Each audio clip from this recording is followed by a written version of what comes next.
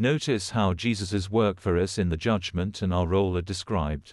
Jesus does not excuse their sins, but shows their penitence and faith, and, claiming for them forgiveness, he lifts his wounded hands before the Father and the holy angels, saying, I know them by name. I have graven them on the palms of my hands. The sacrifices of God are a broken spirit. A broken and a contrite heart, O God, thou wilt not despise. Psalm chapter 51 verse 17. And to the accuser of his people he declares, The Lord rebuke thee, O Satan. Even the Lord that hath chosen Jerusalem rebuke thee. Ellen G. White, The Great Controversy, page 484. The fact that the acknowledged people of God are represented as standing before the Lord in filthy garments should lead to humility and deep searching of heart on the part of all who profess His name. Those who are indeed purifying their souls by obeying the truth will have a most humble opinion of themselves. The more closely they view the spotless character of Christ, the stronger will be their desire to be conformed to His image, and the less will they see of purity or holiness in themselves.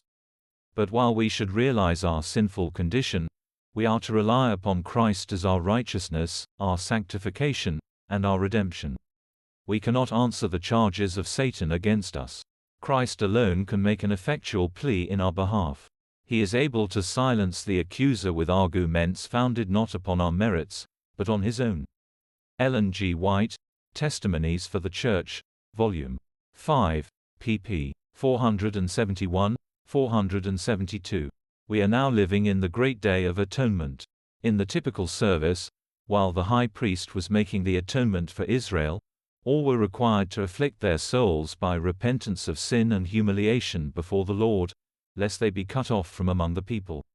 In like manner, all who would have their names retained in the book of life should now, in the few remaining days of their probation, afflict their souls before God by sorrow for sin and true repentance. The Great Controversy, pp.